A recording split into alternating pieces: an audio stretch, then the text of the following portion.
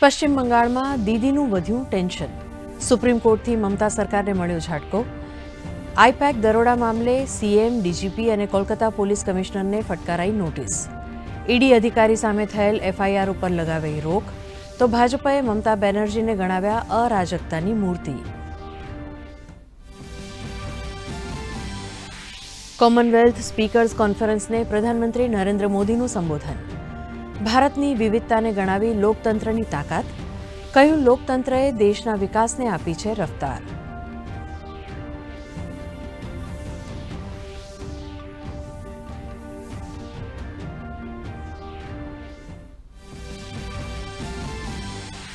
જયપુરમાં 78મા સૈન્ય દિવસ પર ભવ્ય પરેડનું આયોજન.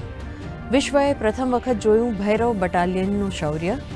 પ્રેરણા સ્થળ ઉપર બહાદુર સૈનિકોને અપાઈ શ્રદ્ધાંજલિ.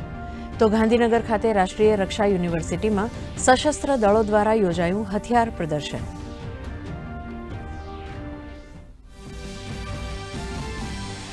કોણ સંભાળશે મુંબઈની કમાન? બીએમસી સહિત 29 મ્યુનિસિપલ કોર્પોરેશનની ચૂંટણી માટે મતદાન પૂર્ણ. બોલિવૂડ સેલેબ સહિત નાગરિકોએ ઉત્સાહભેર કર્યું મતદાન. આવતીકાલે યોજાશે મતગણતરી.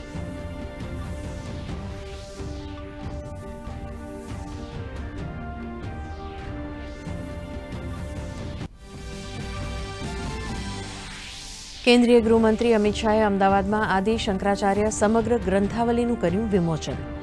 ગુજરાતના સામૂહિક ચરિત્ર નિર્માણમાં અખંડાનંદજીનું મોટું યોગદાન હોવાની કરી વાત.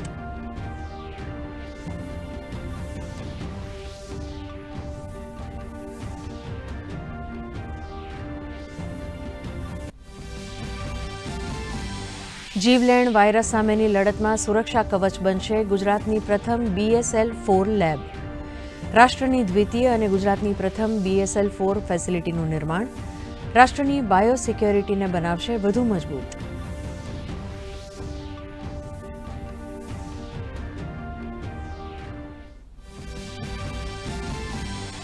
પાંચ કલાક સુધી બંધ રાખ્યા બાદ ઈરાને ફરી ખોલ્યું પોતાનું હવાઈ ક્ષેત્ર.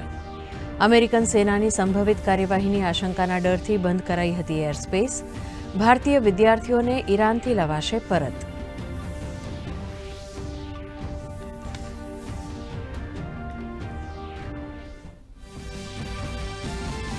ભારતીય અંડર-19 ટીમે અમેરિકાને 6 વિકેટથી આપી માત. 17.2 ઓવરમાં જ ટાર્ગેટ કર્યો ચેઝ. પહેલી જ મેચમાં છવાયો ગુજરાતનો હેનિલ પટેલ. 5 વિકેટ ખેરવીને બન્યો સ્વિંગનો કિંગ.